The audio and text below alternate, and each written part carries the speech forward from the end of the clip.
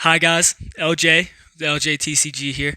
Um, we're going to talk a little bit about some of the stuff that I learned. This is going to be a vlog, so this is going to be kind of just me talking.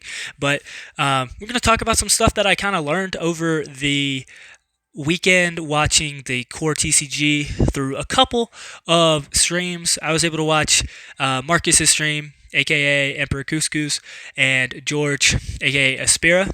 Um, I got to watch both of their streams. I kind of went back and forth.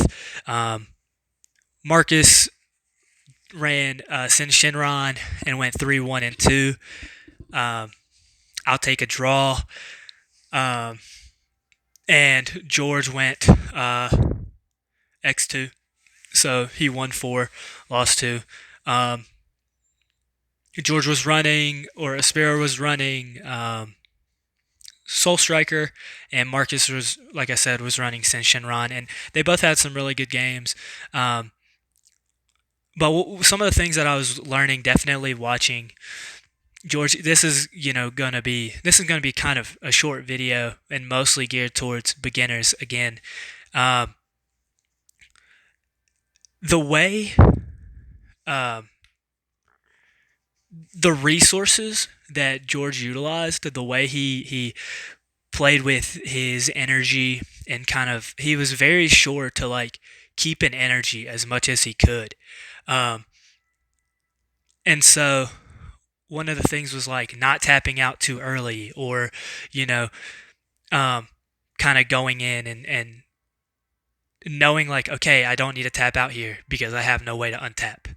And he never would. He like if he tapped, he usually had a plan or a rhyme or reason to it. Um, so as a new player, like don't just go, oh yeah, let me just use all my energy and go forward. That didn't doesn't usually work. Um, and I was able to see that a lot this weekend. Pay attention to what your people are using. Always ask their hand size. Also, always ask what their life is. I saw watching Marcus's stream in his last match. His opponent didn't realize Marcus had 2 life.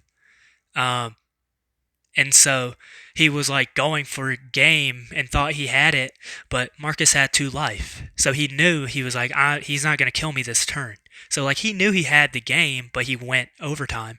Um, but like the guy didn't ask. The guy wasn't like, yo, how much life do you have? He was just like, oh, I thought you only had 1 life.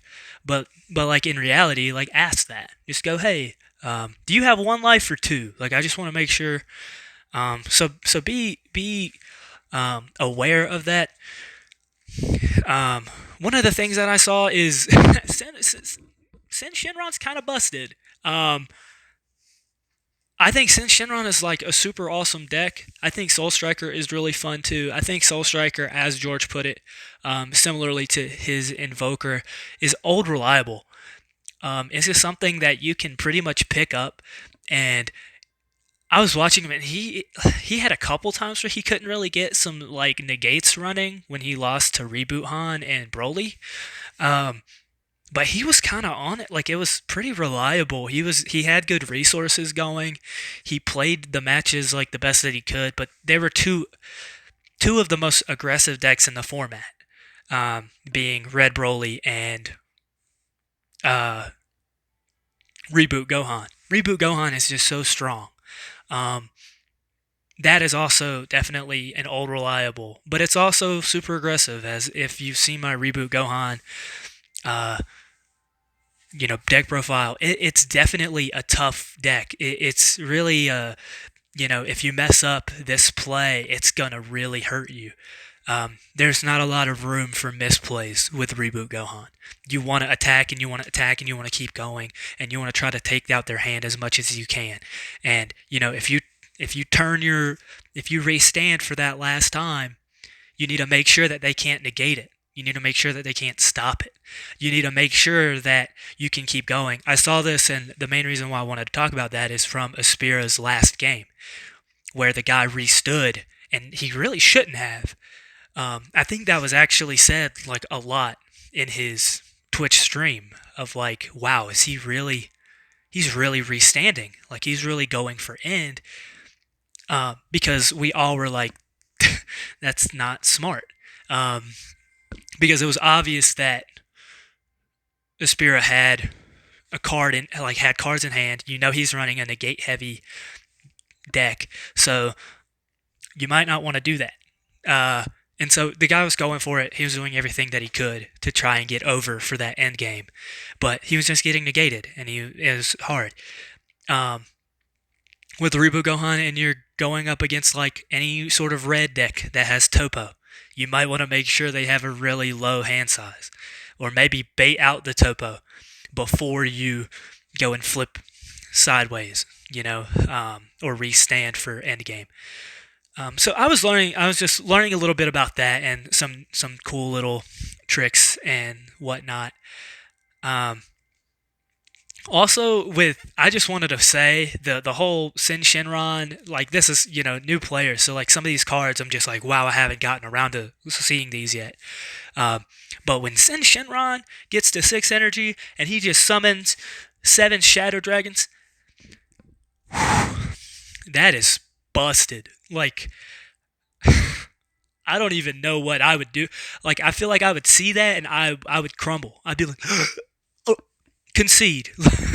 But the guy that Marcus played when I saw that game, well, he handled it super well. I think he ended up losing, but like that's just so hard because Sen Shenron was just such a good control heavy deck. It felt aggressive, but it's really controlling, and I think it's so controlling that it's aggressive. So if you want something that kind of has like the best of both, I would not call it mid range by no means. Um, because like the longer the game goes, the stronger it gets. But if you want something that's kind of in between, that's like a little bit aggressive while also like controlling the game really well, like it's heavy control. But wow, it's so, like I said, I feel like it's so controlling that it's aggressive. Um, but if you like that, I would definitely suggest looking into that deck. I think it is super sweet. I love the design of the deck. The design of the deck is so cool. Um, but yeah, definitely give that a look. Also, just huge shout out again to George Aspira. He shouted me out on the Twitch, and that was super cool, and I appreciated it a lot. Um, but yeah, give those guys a follow on Twitch. Give those guys a follow on YouTube. I don't know if Marcus has a YouTube. I don't know if Emperor Couscous is a YouTube channel, but he definitely has a Twitch channel, and he usually streams Tuesday, Wednesday, Thursday, same as Aspira. He also streams Tuesday, Wednesday, Thursday, so please give them a follow, give them a shout. Um, and yeah, just have some fun. I'm going to keep doing blogs every so often on just random things that I learned and random things that I think are cool.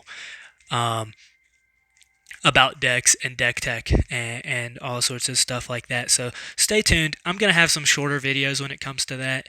But for these first couple videos and these first little bits, I feel like I'm just trying to talk to you guys and give you guys as much detail and information as I can, along with you kind of just get to know me and how derpy I can be sometimes when I stutter words.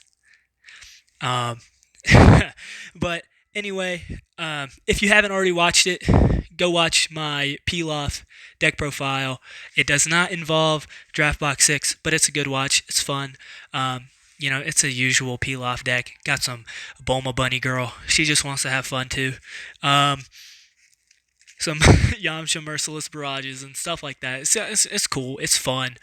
Um, and once, the new stuff kind of hits, there'll be more of that. So, um, but anyway, yeah, go watch some of my stuff that you have not watched yet, and I will very much appreciate it.